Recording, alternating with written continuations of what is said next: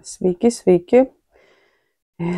Trumpai tik prisijungsiu, norėjau keletą žodžių pasakyti, tas, kas mane, sakykime, netikėtai radau, sudomino, tai tą pranešti norėjau pasakyti dėl Eduardo Vaitkaus. Žinot, kad jisai dalyvavo studijoje pas rusofobus OPTV ir buvo padarytas įrašas. Tai kaip pati laidos vedėja pranešė, kad bus paskelbta po savaitės, tai daugumai kyla klausimų, kodėl po savaitės, kodėl buvo įrašas, kodėl nebuvo tiesioginės.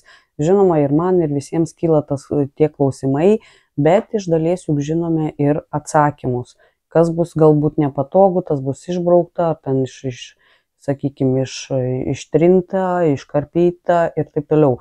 Bet tą patvirtinti galės tik pats Eduardas, kai pamatys šitą laidą.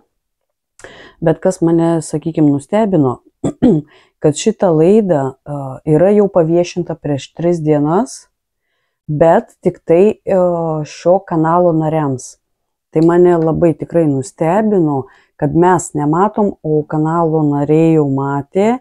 Tai ir klausimas, ar buvo kas matė, ar buvo iškarpyta, kas tenai kaip atrodė, nes kiek žinau, mano žiniomis, tai Janutė tikrai buvo nemandagi, uždavinėjo provokuojančius klausimus ir nebuvo tokia, sakykime, labai šilta, tokia maloni, kaip su kitais savo pašnekovais.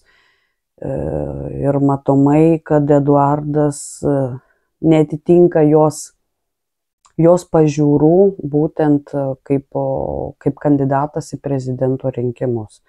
Tai ir ką norėjau, tai aš jums galbūt ir jeigu išeis parodysiu šitą.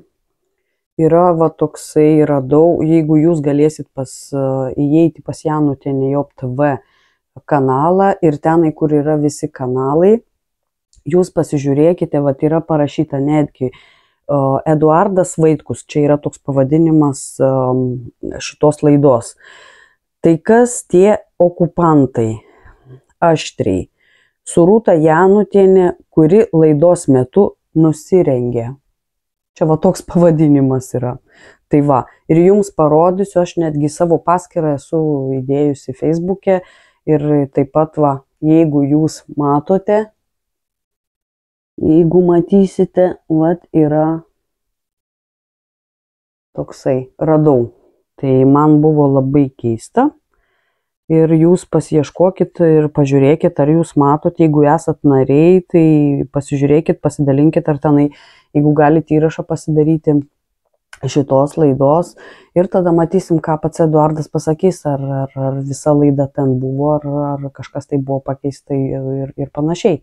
Nu ką, kol kas tiek ir tai šiandien tokia netikėtai taip suradau, tai norėjau tą pasakyti. Tai jūs rašykit arba komentarus, ar ką žinot ir panašiai.